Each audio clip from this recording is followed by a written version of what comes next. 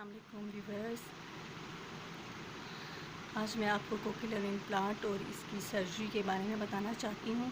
तो उससे पहले मैं आपको बताना चाहती हूँ कि जैसे अल्लाह ताला ने सूरह रहमान में किया है फ़बी अला रब्बिकुमा तुकज़्ज़िबान, कि हम अल्लाह ताला की कौन कौन सी नेमतों को झुतला सकते। ठीक है, हमें अल्लाह ताला ने बहुत सी नेमतों से नवाजा है। उन्हीं एक नेमत में हमारा कान भी है। देखें, अगर हमारे कान से हमें सुनाई ना दे तो हमें कितनी प्रॉब्लम्स होती हैं। ठीक है, तो इसी तरह मैं आपको ये बताना चाहती हूँ, उस कान के बारे में मैं आपको बताना चाहती हूँ, और कोक्लियर इम्प्लांट बच्चों के बारे में मैं आपको बताना चाहती हूँ कि इन बच्चों की सर्जरी किस तरीके से की जाती है और किस तरह से इनका जो है अप्लाईमेंट होता है। ठीक है, आज मैं आपको बताती हूँ कोक्लियर इम्प्लांट बच्चों की जो डिवाइस के बारे में है। उनके कान के जो हैं 3 पार्ट्स होते हैं। ठीक है, इनके 3 पार्टीशंस होती हैं, जिनमें पहला होता है एक्सडेमर ईयर, दूसरा होता है मिडल ईयर और तीसरा होता है इनर ईयर। ठीक है, तो ये 3 पार्ट्स होते हैं जो इनको ग्रो करते हैं और ग्रो अप करके इन वर्ड्स को वो कन्वे करते हैं। ठीक है,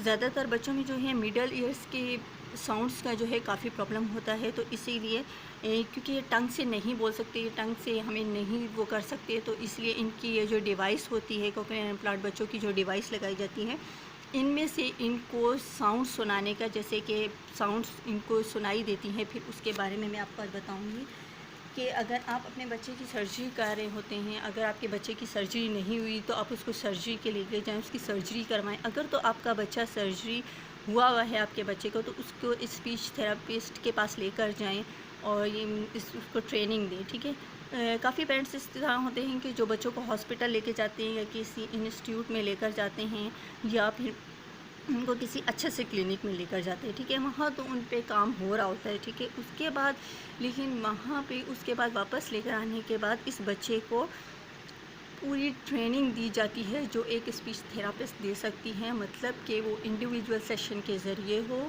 या 1-to-1 सेशन के ज़रिए हो, ताकि आपका बच्चा प्रॉपर बोलने लगे और उसको साउंड्स के बारे में पता चले कि उसको देखिए, अगर एक बच्चा है उसकी अभी सर्जरी हुई है तो आपको किस तरह पता चलेगा कि आपके बच्चे को साउंड सुनाई देती हैं या नहीं।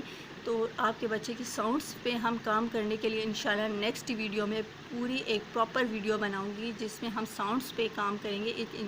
मैं आपको डेमो दिखाऊंगी कि इस बच्चे को साउंड्स का किस तरह हम सुना सकते हैं, वो तरीका सारा मैं आपको बताऊंगी। ठीक है, तो इसी तरह अगर आपके बच्चे की प्रॉब्लम है, अगर उसको सुनाई नहीं दे रहा, तो डिवाइस के ऊपर एक लाइट है, रेड कलर की होती है या ग्रीन कलर की होती है, वो ब्लिंक करती है और उसमें बबलिंग होती है। तो फिर आप ये समझें कि या तो उसमें चार्जिंग का प्रॉब्लम है या उसके सेल नहीं है, या कोई ना कोई प्रॉब्लम है जिसके वजह से आपके बच्चे को सुनाई नहीं देता, या आपका बच्चा सही नहीं बोल पा रहा, उसको सही साउंड्स नहीं सुनाई दे रही।